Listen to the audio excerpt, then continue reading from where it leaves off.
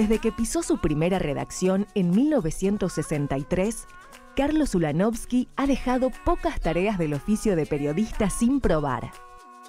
Trabajó en más de 50 medios argentinos y del exterior, como las revistas Panorama, Confirmado y Satiricón, y en los diarios La Opinión, Noticias, Clarín, Página 12 y La Nación.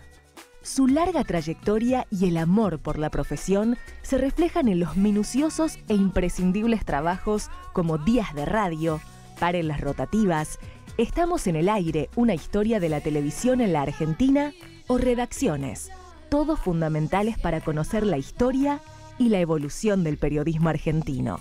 Ulanovsky fue director de Radio de la Ciudad y de la 2x4. Se desempeñó como docente en la carrera de Ciencias de la Comunicación de la Universidad de Buenos Aires y en TEA, Escuela de Periodismo de la cual es fundador.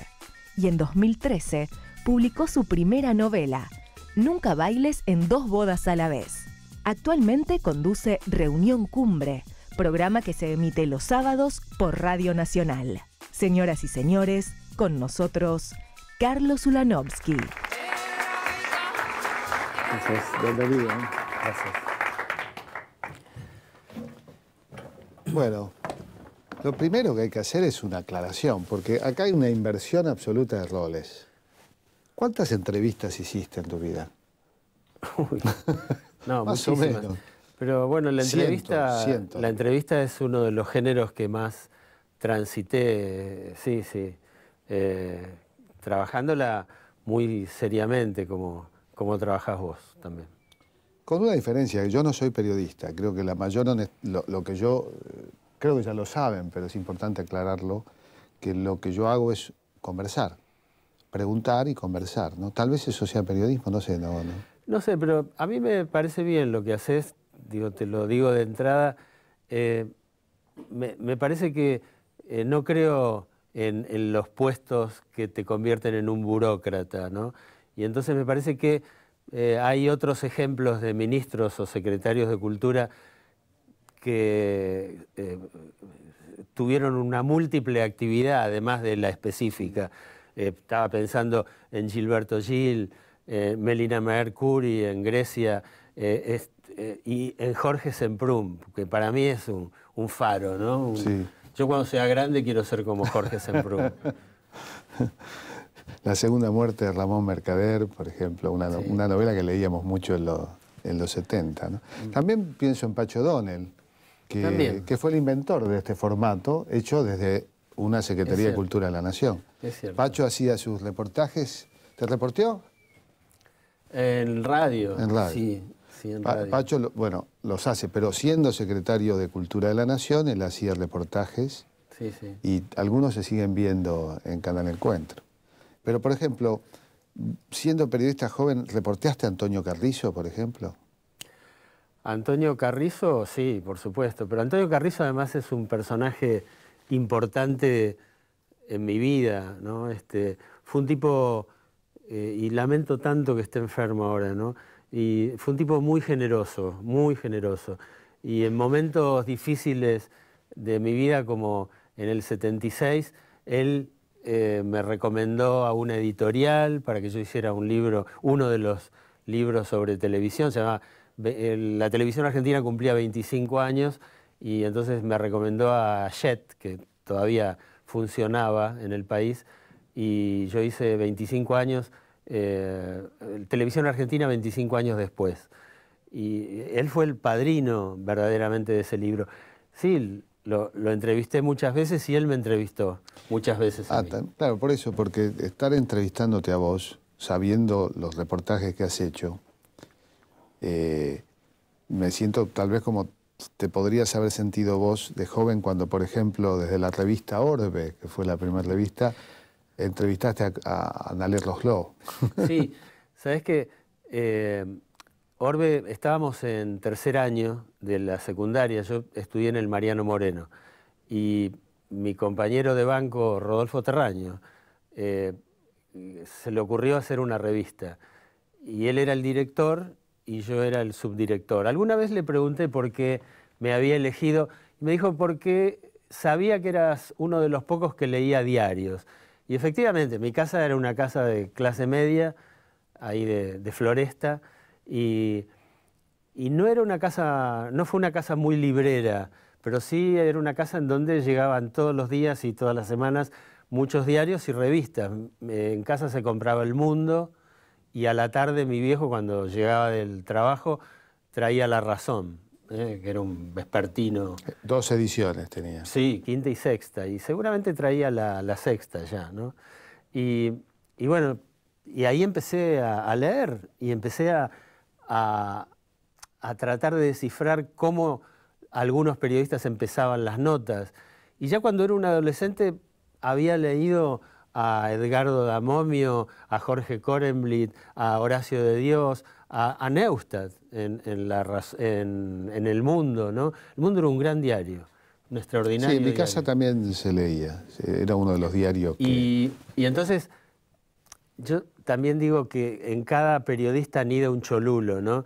Y entonces nosotros fuimos a entrevistar, la revista esta salió 7 ediciones en 3 años, cuando estábamos en tercero, en cuarto y en quinto. Y íbamos a entrevistar a la gente que admirábamos. Yo entrevisté a Dalmiro Sáenz, a Dante Panzeri, a Leopoldo Torre Nilsson, y Conrado Nalé Roxlo vivía en Caballito y era vecino de Terraño. Entonces lo fuimos a conocer. Y además era extraordinario conocer ese tipo al que acabábamos de estudiar en la clase de literatura, porque no sabían... Claro. Es uno de los poemas que uno sabe, el poema del grillo. El grillo, ¿no? claro. Uno Me lo levanté sabe. eglógico y sencillo. Eglógico, la palabra eglógico, Claro. además. Uno tenía que ir al diccionario a ver qué quería decir. Viene de égloga. Sí, claro. Bueno, y esa, la verdad que esa revista fue, hacer eso en esos años, no solo nos convirtió en relativamente populares adentro de la comunidad de la escuela, sino que nos encargaron los actos de fin de año de cuarto y de quinto. Y organizamos sketch, etcétera, etcétera, ¿no? Bueno, con otros pibes, estudiaba Mateico, era también de otro quinto año, pero ya estaba en los medios, Mateico, otro pibe que se llamaba Capusta, que tenía un grupo de rock, también tocó por ahí. Bueno, y eso, te decía, nos permitió ganar una cierta popularidad adentro de la escuela y nos facilitó ratearnos una cantidad enorme de horas, con la excusa de que teníamos que ir a la imprenta, con la excusa de que teníamos que ir a vender la revista. Pero bueno, eso fue, en serio, fue fundamental. Salimos los dos de la secundaria y fuimos a buscar laburo a las revistas, a golpear puertas, y en ese momento era inmensamente más fácil que ahora. Digo, muchas veces yo se lo digo a los chicos, ¿no? Digo, la verdad que en ese momento era más fácil conseguir trabajo que lo que es ahora. Uno realmente llevaba un sumario y te atendían, golpeabas la puerta y te atendían y te escuchaban, y habitualmente te daban trabajo. Había mucho más medios, ¿no? Más revistas, más diarios. Sí, en los 70 había mucho, ¿no? En los 70 había muchísimos semanarios, por ejemplo, cosa que ahora casi no hay. Un juego te propongo. Dale. Si vos lo estuvieras reporteando a Carlos Ulanowski, ¿cuál sería la primera pregunta que le harías? Justo a mí me tenía que tocar ser alguien como yo. Pero eso no es una definición, digamos. Es pregunta, pero es una definición también. Es esas preguntas que definen. No, le preguntaría si en verdad está conforme con la carrera, que este año llega a los 50 años. Y creo que diría que sí, que básicamente estoy conforme con haberme generado un oficio, ¿no? Como el que sabe, el oficio como el que sabe poner alfombras o como el que sabe arreglar un enchufe, cosa que yo no sé, ¿no? Pero, yo tampoco. Si llega a pasar algo, no cuenten con ninguno de los dos. Claro, exactamente. Y me generé un oficio que me permitió ganarme la vida honestamente durante mucho tiempo, durante todos estos años, durante toda mi vida, diría, ¿no?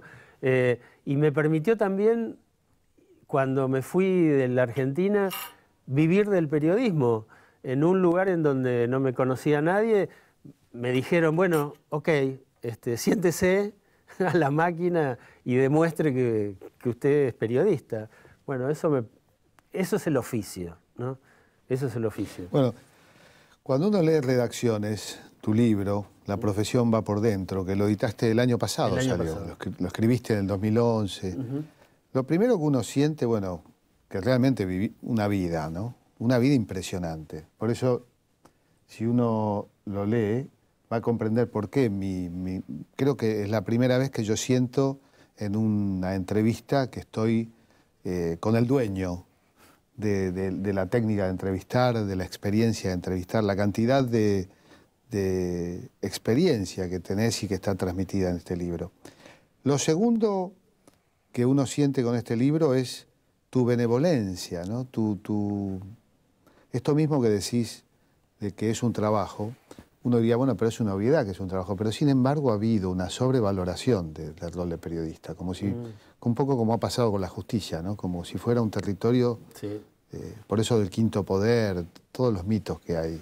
¿Qué pensás de todo eso? ¿Cómo se construyó esa suerte de paradigma? Y yo creo que se construyó a partir de que los periodistas nos empezamos a creer que éramos mucho más que eso, más que generadores de noticias, de buscadores de información para luego evaluarla, analizarla, sistematizarla y transmitirla lo más honestamente posible.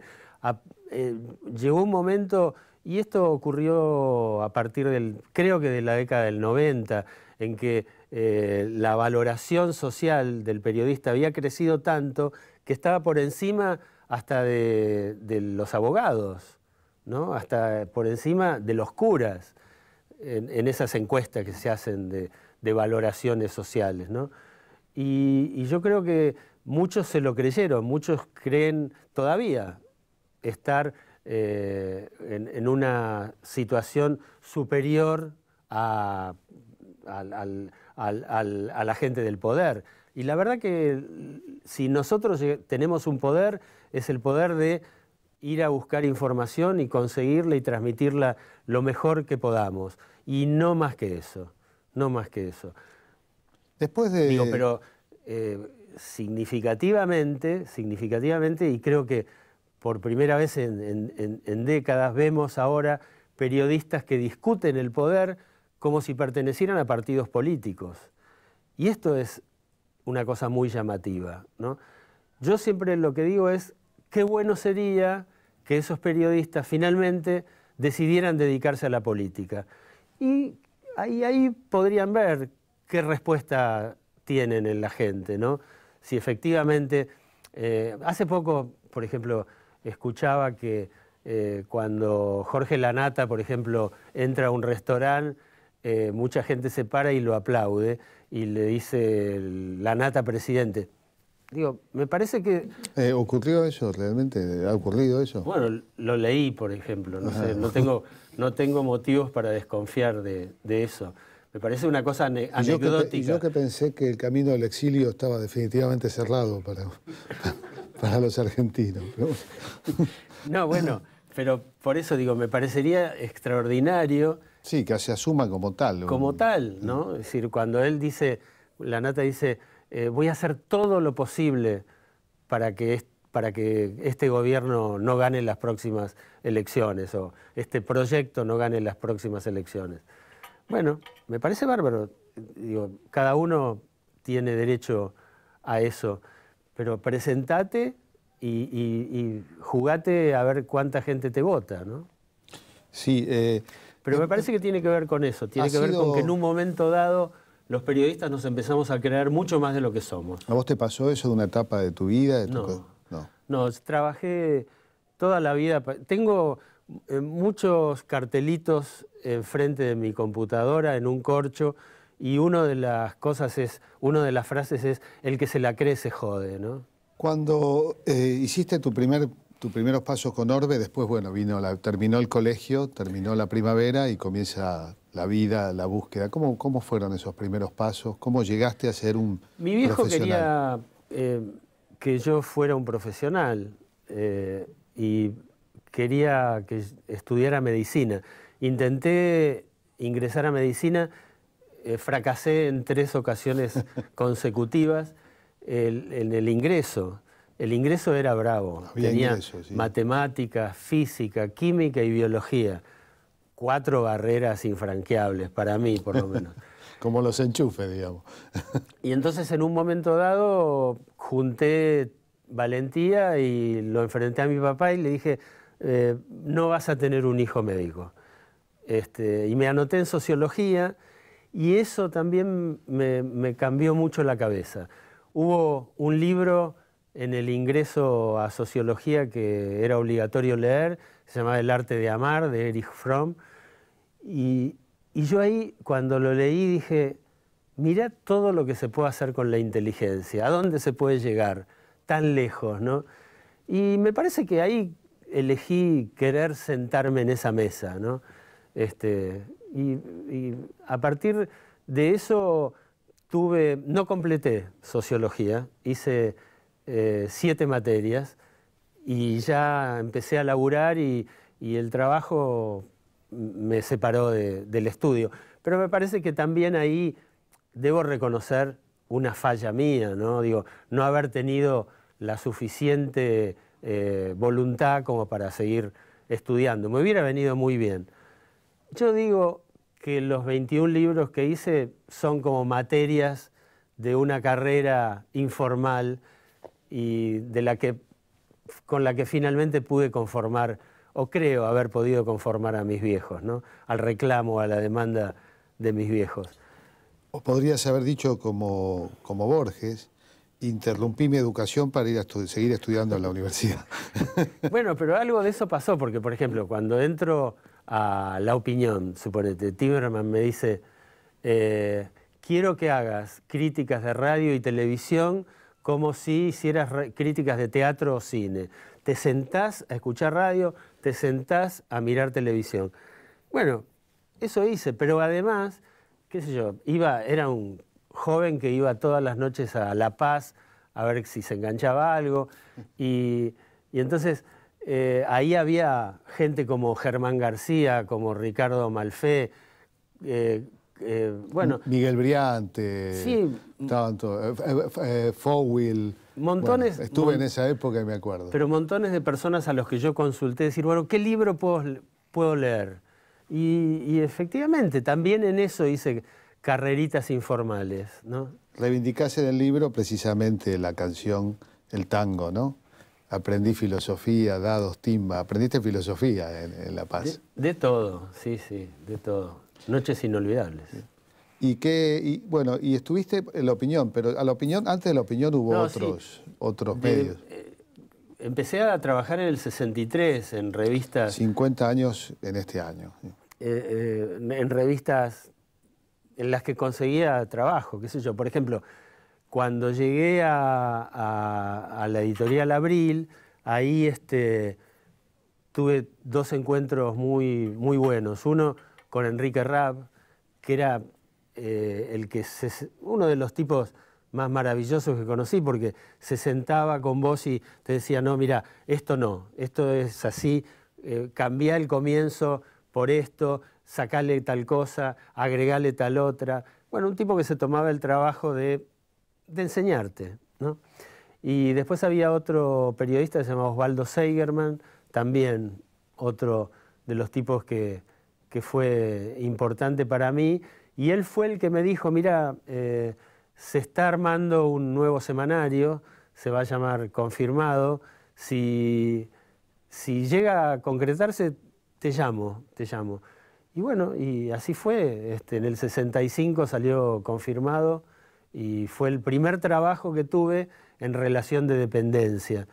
La primera vez que estuve en un empleo formal, digamos, ¿no? Te pagaban por hacer aquello que tanto te gustaba, ¿no? Sí. Y ahí tuve como jefe de redacción a Horacio Berbisky, que me encargó... Bueno, primero que nada, era informante.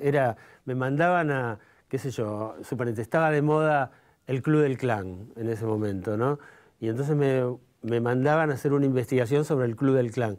Hacía investigaciones que eran casi libros, ¿no? Y después las entregaba y un redactor le daba forma.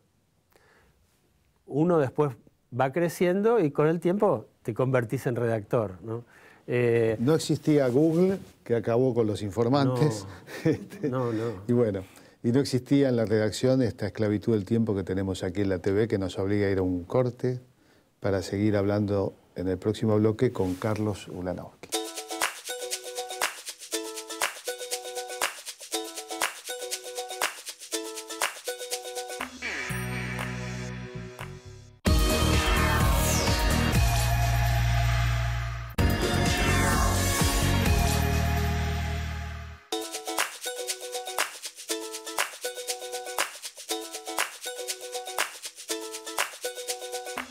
Estaba pensando, bueno, estábamos hablando de cómo ha cambiado la profesión, porque vos lo mencionás en redacciones, que un periodista salía a la calle, caminaba a la calle, ¿no? Buscaba, iba, venía. Eso hoy se ve más en la televisión que en el periodismo gráfico. Es probable, pero ahora yo creo que muchas de las cosas que ocurren ahora tienen que ver con un proceso gravísimo de precarización que hay en el periodismo, que yo lo sitúo a partir de 1998, a partir del cierre del diario Perfil, esa breve vida que tuvo el diario Perfil en su etapa inicial. La etapa inicial. Y es un proceso de precarización que golpea a todos los medios, en especial a la gráfica, y que todavía no para. Todavía no para. Y hoy el trabajo que antes hacían 5 redactores, lo hace uno. Lo hace uno. Y entonces muchas empresas que no quieren pagar viáticos obligan a que muchas de las notas hoy se hagan por teléfono o vía mail, ¿no? Cosa que es muy común, muy común. Y que a muchos les conviene porque tampoco se dispone de tanto tiempo como había antes. Antes había también más tiempo, ¿no? No solo había más posibilidades. Pero en relación a eso que hablábamos antes de los cambios, vos decías, no había Google, por supuesto, no había, se escribía en las máquinas mecánicas de escribir y de repente tenías un jefe irascible que no le gustaba una nota y te la rompía en la cara. Y vos le rogabas, no la rompas porque tengo que hacerla de nuevo, tengo que empezar de cero. Ahí no había backup posible, ¿no? Y muchas veces ocurría eso, ¿no? Era inevitable, el tipo te rompía la nota en la cara y la nota volaba por los aires. Sin dar nombres, pero ¿en qué diario, por ejemplo, te pasaba? ¿En qué diario pasaba? Sin nombrar En La Opinión pasaba. Que fue un diario revolucionario en su momento, ¿no? Sí, fue un diario muy importante. Revolucionario no digo por ideología, ¿no? Estoy hablando, era una novedad. Yo recuerdo que de pronto aparece un diario que no tiene fotos, que no sale los lunes, que los periodistas firman, que las notas van firmadas. Mucho análisis, mucha opinión. Y si nombramos a algunos de los periodistas que trabajaron allí... sí, bueno. Nombraste a Horacio Berbisky, por ejemplo. Horacio Berbisky fue durante la primera... el gran organizador del diario, junto con los mellizos Algañarás. Y bueno, y ahí trabajaron montones de tipos. Trabajó otra vez Enrique Raab, Luis Guagnini. Yo trabajaba en cultura y espectáculos. Y el diario cerraba... Digamos, nuestra sección trabajaba de séptima, como se le llama, ¿no? Y entonces, como el diario no salía los lunes, cerrábamos el viernes para el domingo, pero igual íbamos el sábado. Porque el sábado todo ese octavo o noveno piso, no me acuerdo si era el octavo o noveno piso, en donde estaban nuestras secciones, se convertía en una especie de peña, en una especie de tertulia literaria, en donde Juan Gelman, por ejemplo, que escribía los poemas a máquina. Era jefe de sección, además de la sección cultura, digamos. Sí, te mostraba su último poema. el Gordo Soriano nos leyó los primeros capítulos de Triste, Solitario y Final. Pero no solo eso, estaba Agustín Mayeu, que sabía de cine una barbaridad, Kiyo Staiff, que sabía de teatro una barbaridad, Jorge Andrés, que sabía de música todo, Pompeyo Camps, que era un gran musicólogo, era un erudito de la música clásica, mujeres como Felisa Pinto y Tununa Mercado, tipos como Roberto Jacobi y José Luis Castiñeira de Dios. Lo contó José Luis Castiñeira de Dios, nos dio... reaparece el tema de la opinión, en varios de los programas ha salido el tema. Ahora, uno puede tener la idea de que era un diario progresista, pero vos lo desmentís un poco. ¿Cuál era la característica que daba esta idea de progresista en la opinión? Bueno, la época... Timerman planteó casi todas sus publicaciones de Primera Plana, Confirmado, y La Opinión, que me parece que fue su obra más rutilante, ¿no? Su obra más lograda, en todo caso. Lo planteaba como de derecha o pro-establishment en política, en economía, de centro-derecha en política y progresista o de izquierda en temas culturales o de espectáculos. Esa era la fórmula. No había inventado mucho porque esa era la fórmula de Natalio Botana en Crítica también, ¿no? ¿También? Y claro, Crítica tenía en su sección cultural, que en un momento la dirige Borges, Sí. tenía a Raúl González Tuñón, bueno, en fin, tenía toda una playa de escritores, pero luego sus posiciones, bueno, fue un diario que fue determinante en la caída de Irigoyen. Y vos hablas también de esos medios en los que trabajaste y cómo viste su actitud, ya no los periodistas, sino el medio, como ariete de golpes de Estado, ¿no? Pero Jorge, también los periodistas. También los periodistas. Sí, debemos ser francos y decirlo. Me parece que hasta un determinado momento, diría yo que el momento es en los últimos 30 años, la democracia no era un valor en la Argentina. Yo me acuerdo de eso, las conversaciones que teníamos entre periodistas y lo poco que valorábamos, no sé, al gobierno de Frondizi o al gobierno de Ilia, ¿no? Digo, y así le fue a esos gobiernos. Y verdaderamente, cuando hoy se habla de dictadura cívico-militar, me parece que nosotros los civiles debemos hacer esa autocrítica mínima, ¿no? Decir, bueno, no valorábamos tanto o no valorábamos lo necesario, lo suficiente a la democracia. Ahora, Tal vez porque no nos habían hecho entender. Me parece que lo que pasó en la Argentina fue tan brutal que me parece que ha sido un gran mensaje para todos, ¿no?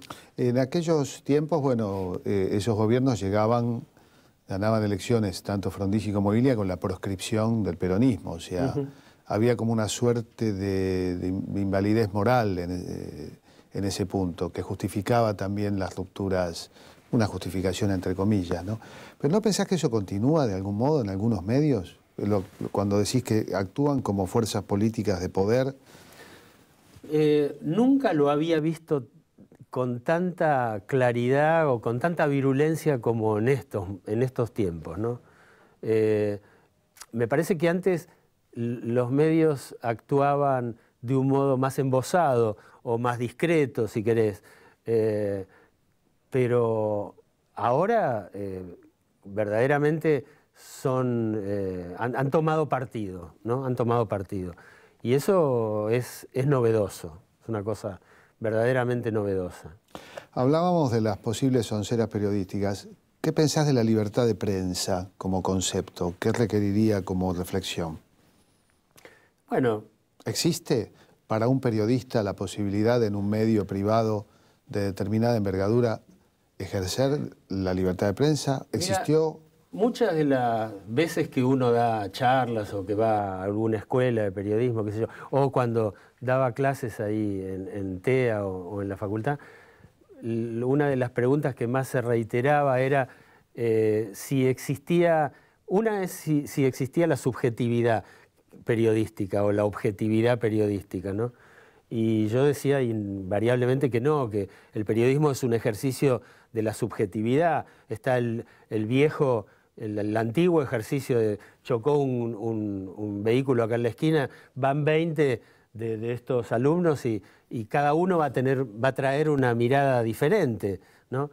Y seguramente más rica va a ser la mirada del que sea más culto o el que haya cruzado más información, ¿no? En su vida. Y también la otra pregunta era acerca de la independencia. Y yo siempre contesto con un ejemplo. Creo haber trabajado en una de las publicaciones más independientes de la historia del periodismo argentino, que fue La Maga. Y tampoco éramos independientes, dependíamos de que los 5.000 lectores fijos que teníamos, los 5.000 lectores... 5.000.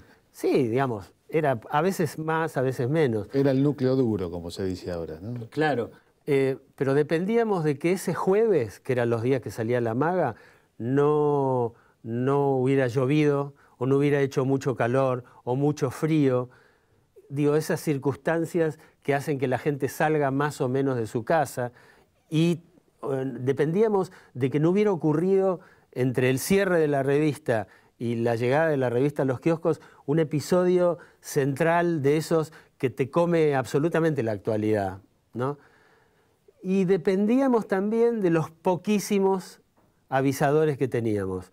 Uno de los que nos apoyó muchísimo cuando fue secretario de Cultura fue Pacho O'Donnell. Gracias a él podíamos sacar, gracias a los avisos de la Secretaría de Cultura, podíamos sacar los números especiales, que eran números que funcionaron muy bien de venta.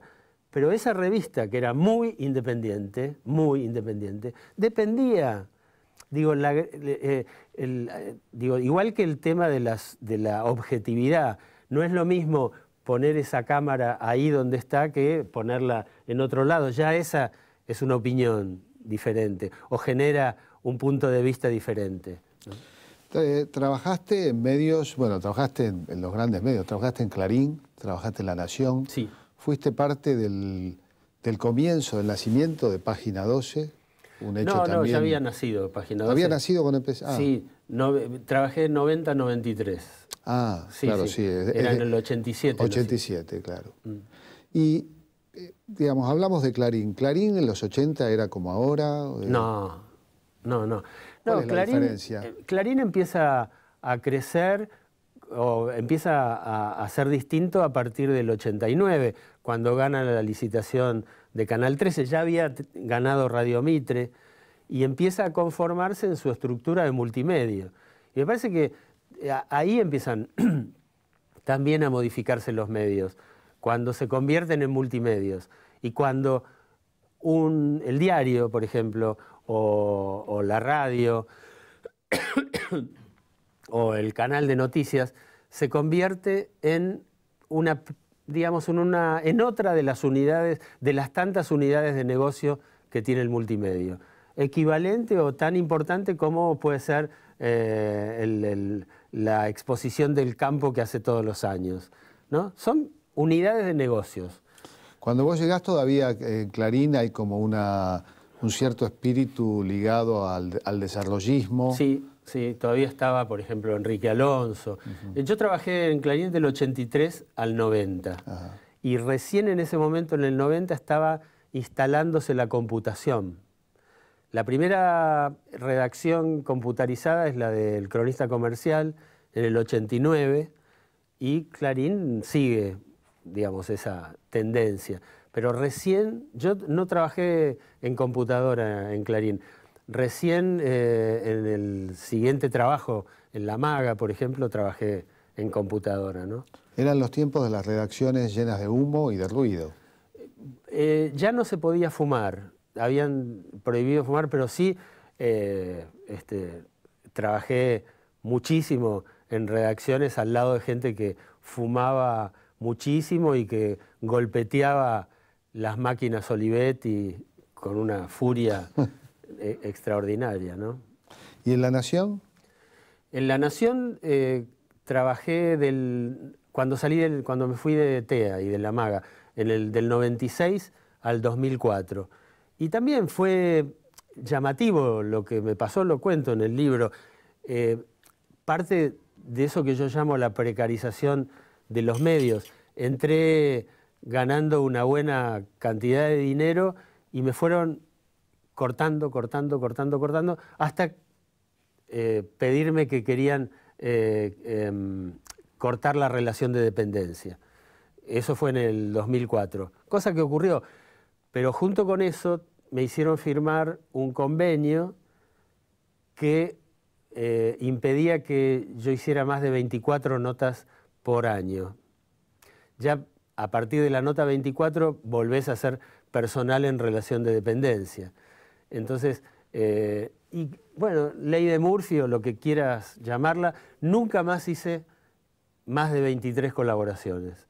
Nunca más llegué a hacer 23 colaboraciones. Y fui acortando hasta este momento en que no trabajo en ningún medio gráfico, porque lo que pagaban por colaboraciones era tan exiguo que entre llevar el taxi a lo mejor que tomabas para llevar el texto o el disquete a la redacción, o llevabas la factura y después tenías que ir a buscar el cheque. Bueno, todo eso fue modificando las condiciones de trabajo. Fueron volviéndolas mucho más humildes. Y llegó un momento en que no convenía trabajar. Y bueno, esa es la decisión que tomé. Por eso, digo, ahora lo que hago es libros. Cuando puedo hago un libro. Desde Confirmado hasta el paso por todos esos medios, una de las cosas que más hiciste fueron reportajes. Sí, entrevistas. Y tuviste una época que eras como el reportero maldito, ¿no? Había una sección en Confirmado... Reportajes insolentes. Reportajes insolentes. Esa sección la había inventado Berbisky y era ir a joder a un entrevistado, ¿no? Pero fuiste a joder con Piazzolla, por ejemplo. Sí, con muchos, con Lupi, con Ricardo Kleiman, que era el dueño de Modart. O Mujica Lainez, por ejemplo. Mujica Lainez también. ¿Alguna anécdota? Mujica Lainez se burló de mí, porque yo lo que quería era preguntarle una cosa absolutamente inútil. Quería llegar a preguntarle si era verdad que él era homosexual. Y entonces buscaba la manera, busqué, y hasta que él se dio cuenta que yo quería preguntarle eso, y me dijo, ¿sabe cómo empezó todo?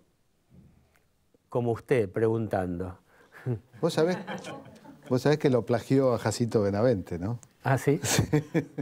Eso es una respuesta que le dio Jacinto Benavente. Yo lo vi en tu libro.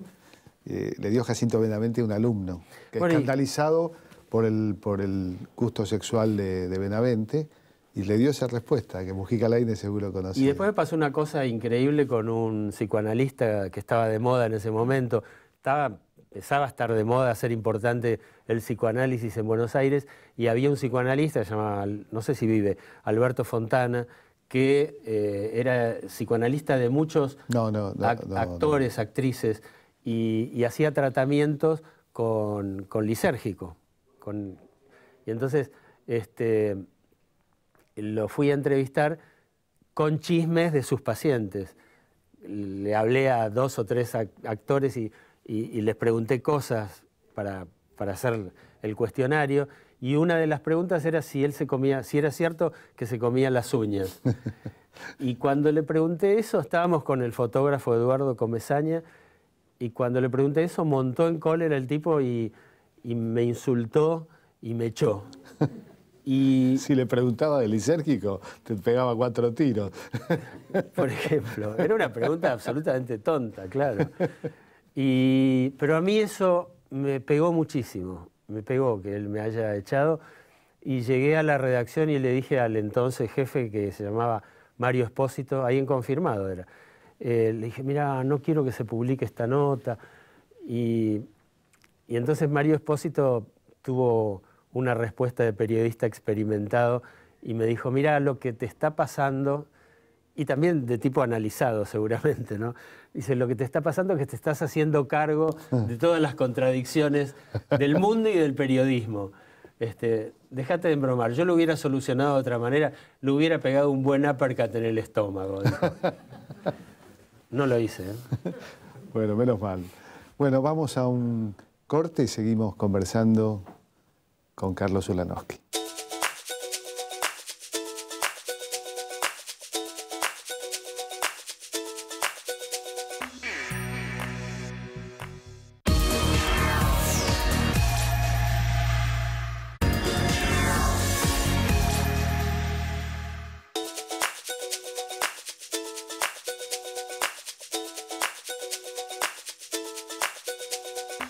Bueno, una parte importante de tu carrera fue también la enseñanza, ¿no?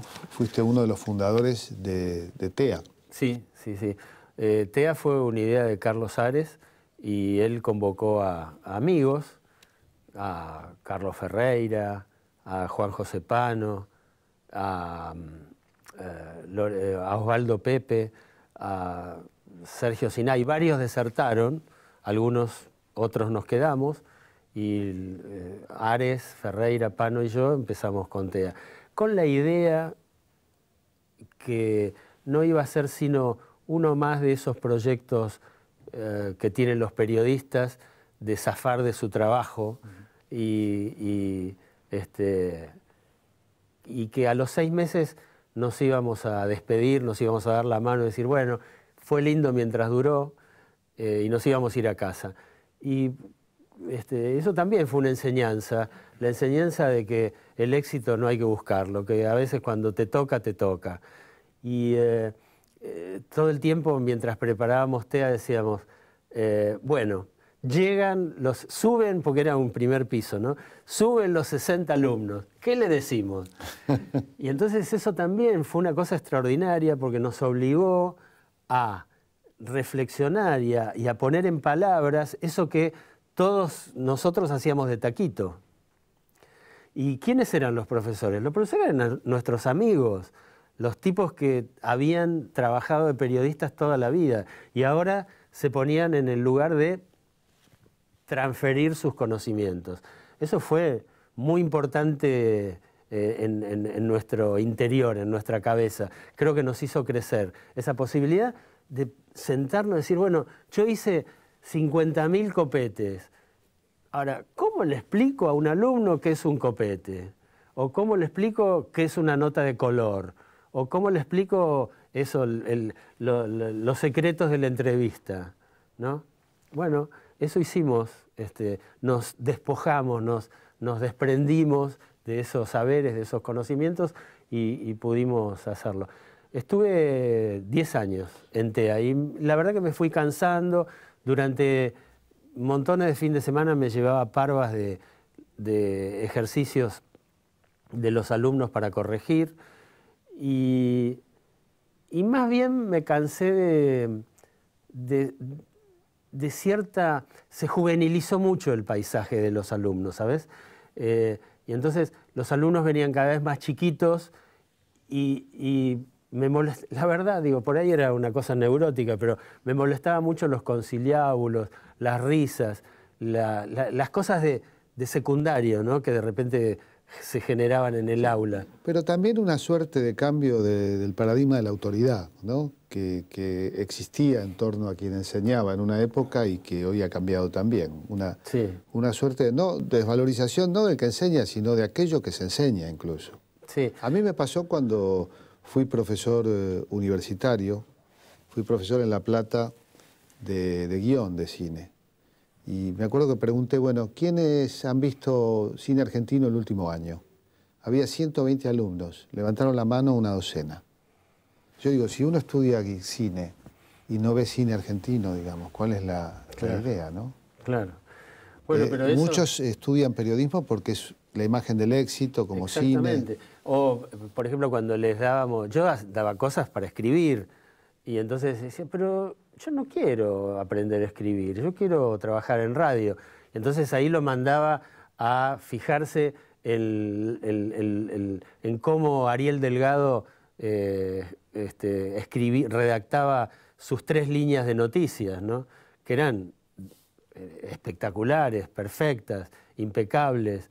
Y bueno... O la cultura de Antonio, volviendo a Antonio Carrizo, ¿no? Una de las personas que más debe haber leído. Seguro. O de Víctor Hugo Morales hoy, ¿no? Seguro. Bueno, acá nos visitan alumnos del Instituto Superior Nuestra Señora de la Paz, carrera de periodismo, de Mundo Villa y de la Federación Argentina de Colectividades. Pues ya es que siempre vienen de TEA, pero bueno, esta noche ha sido una noche inclemente y no hay demasiados estudiantes, pero hay lo suficientes como para que tengamos ya una pregunta. Soy Walter Felipe, de los talleres de periodismo de Mundo Villa, y mi pregunta es, ¿cuál es el objetivo que deben cumplir los medios audiovisuales del Estado? Como todos los medios audiovisuales, ¿no? Pero también, además de informar, de entretener, de impartir cultura, además de todo eso, también la posibilidad de defender un proyecto, ¿no? Un proyecto, el proyecto político, digamos, ¿no? Contarlo, pero también contarlo desde una perspectiva de pluralidad, ¿no? No desde un encierro ideológico. Bien, tenemos otra pregunta. Sí. Hola Carlos, ¿cómo estás? ¿Cómo estás? Bueno, mi nombre es Gisela y para los que estudiamos periodismo como que llega un momento en el que nos damos cuenta que hay mucha variedad a la cual abarcar. Entonces quería saber cómo prepararse desde el lado del periodista para escribir o comentar sobre esa diversidad. A mí me sigue pareciendo que el gran camino es el de los libros. Yo las cosas que más aprendí las aprendí en los libros, ¿no? Y todavía hoy lo sigo aprendiendo. Me parece que es ese el camino. El camino es leer lo más posible, ¿no? Y en algún momento te vas a dar cuenta qué es lo que más te atrae, ¿no? Y bueno, ahí tenés que... De todos modos, este es un país raro, ¿no? Digo, vos cantás un tango un día medio en curda en un cumpleaños y te ve alguien 10 años después y te dice, che, vos que cantás bien tangos, Digo, la gente te trata de cristalizar en un lugar. Yo, entre otras cosas, soy conocido por haber sido crítico de radio y de televisión y todavía me siguen llamando para ese tipo de trabajos. A veces me molesta, ¿no? Porque, bueno, creo que ya puedo hacer otras cosas, ya crecí, ¿no? Puedo hacer otras cosas. Una de las cosas que venís haciendo es un programa de radio, Reunión Cumbre, Sí. que es verdaderamente, me encanta escucharlo cuando puedo oírlo. El último que escuché, por ejemplo, donde convocaste para el aniversario de Radio Nacional a varios de los personajes más interesantes, ¿no? Sí, estaban Aliberti, Héctor Larrea, que es un tipo del que se puede aprender tanto, Víctor Hugo Morales, una locutora que se llama Silvia Maruccio y un operador que se llama Claudio Canullán. Bueno, toda gente de la radio.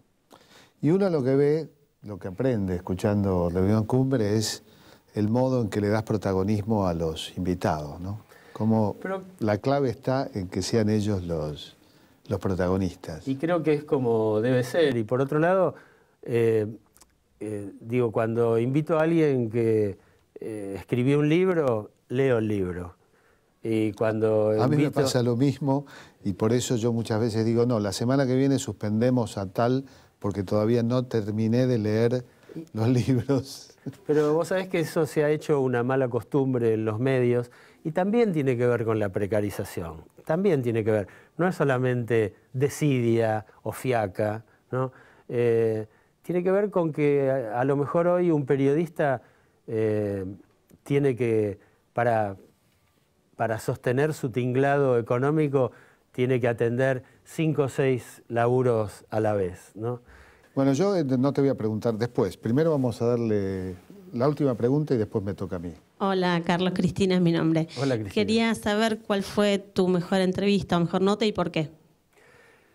A veces recuerdo una que le hice a Borges, porque, insisto, creo que en cada periodista anida un cholulo, y en el año 85 yo trabajaba en Clarín y me di cuenta que no lo conocía a Borges y que tuve ganas de conocerlo, tuve deseos de conocerlo.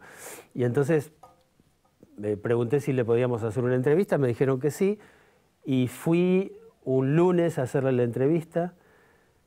La entrevista empezó y terminó a los 5 minutos porque cayó una troupe del Teatro Colón.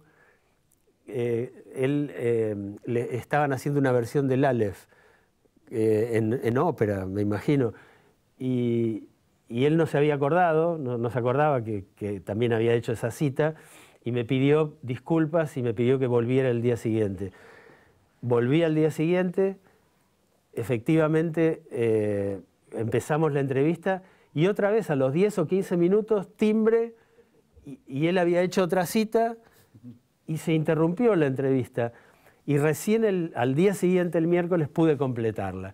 Y después no me dejaba ir Borges. Estaba vestido de traje, corbata y con chancletas, sin medias.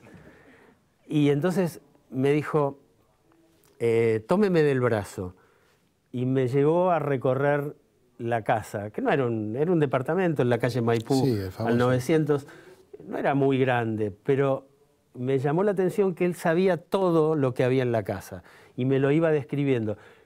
Pasamos por el cuarto de la madre, había un ropero, esos viejos roperos preciosos, y había algo arriba, una especie de gran paquete envuelto en papel madera. Bueno, y ese fue te digo, por estas características, por las interrupciones, fue una entrevista inolvidable, pero también porque antes de irme, dice, ¿le puedo pedir un favor? Sí, le digo, por supuesto. Necesito dictarle algo. Y me dictó una poesía. Él me había contado que el día anterior había estado con María Kodama en un restaurante griego de acá, de Buenos Aires. Y entonces me dictó una poesía que se llamaba Música Griega. Y yo la copié y se la di, y entonces, como al mes y pico, abro el suplemento cultural de Clarín, que salía los jueves en ese momento, y la tapa era la poesía, Música Griega, y me sentí dentro de la historia. Sí. Qué bárbaro. Bueno, yo te pregunto, háblame un poquito de... La leí. Pregúntame vos, a ver, haceme una pregunta para ver si la leí o no. No, jamás haría eso, Cosia. No esperaba esta novela. Te voy a decir algo, como director de cine o con la poca autoridad que me da. Es una película. No dejé de verla sino como una película. Y que lo diga usted. Digo, esto, a ver, cámara y... Yo estoy retirado ya, pero los invito a algún director. Es que tengo mala suerte, justo. Esto es para Burman. Esto es para, a ver, un casamiento judío en el cual la novia se fuga con el animador, que es además el dueño del salón. O sea, se dan cuenta, ¿no? Sí. Un requisito de cualquier relato es la alteración. O sea, un relato comienza cuando una rutina es alterada. Claro. Y la rutina de cientos de fiestas, todas parecidas, de pronto con este hecho que realmente creo que puede ser una muy buena película. ¿Cómo se te ocurre? Mira, en el 2011 trabajaba en la radio, pero trabajaba en un programa a las 6 de la tarde. Y yo soy muy diurno, no soy para nada nocturno, y entonces... tenía desde temprano a la mañana hasta las 2, 3 de la tarde en que empezaba a pensar en mi trabajo, en el trabajo que me permitía vivir. Y bueno, y tenía esa idea desde hace algún tiempo y me senté y lo hice. Digo, me parece que esa fórmula que ha popularizado Berbisky, eso que dice 12 horas culo, bueno, es perfecto para definir el trabajo de quien quiere escribir un libro. Hay que sentarse. Hoy, la palabra culo hoy en el periodismo televisivo está muy de moda. Es cierto, es cierto. No sé qué está pasando, ¿no? Es cierto. Bueno, también en Puerto Cultura, un poco de culo no viene mal. Y bueno, escribí eso en el 2011, se lo mandé a mi editora, Mercedes Guiraldes, que es una persona con la que tengo un muy buen vínculo, y se tomaron su tiempo y la sacaron ahora para la Feria del Libro del 2013. Y por suerte, digo, era algo, una especie de deuda interna que tenía. Quería hacer una ficción, a ver cómo me salía. Y estoy ya con otra hecha que espero. ¿Terminada? Sí, ¿Podés terminada. adelantar título o todavía no? Tiene que ver con el cine, porque el protagonista es un director de cine. Se llama Nada más aburrido que ver filmar. Vos podés. Absolutamente. Sí. Es tremendo. Sí, sí. Vos estuviste en rodaje seguramente. En algunos, sí, sí. Y tardan Sí, muchísimo. son 1 hora para de pronto luz, cámara, acción, 3 minutos. Y bueno, a veces se sacan varias secuencias juntas, Claro. pero casi todo espera. Bueno, y es la historia de un director de cine muy prestigioso que lo empiezan a fastidiar en la dictadura. Lo empiezan a fastidiar, lo empiezan a acosar mientras está filmando una de sus películas. Y es eso, es también una novela en clave de humor, pero con más intriga, y con una intriga pero que tiene más que ver con la política, ¿no? En ese caso. Bueno, se nos acabó el tiempo, pero me da la impresión de que esta novela, y sospecho que la otra, tienen un futuro cinematográfico. Y recomiendo especialmente a guionistas y directores de cine que la lean. Bueno, muy generoso de tu parte. Y ojalá tengamos una película. ¿No me podés dar una tarjeta tuya? Yo tengo algún contacto. Creo que vos tenés más que yo, pero bueno, muchas gracias. No, gracias a vos. Gracias.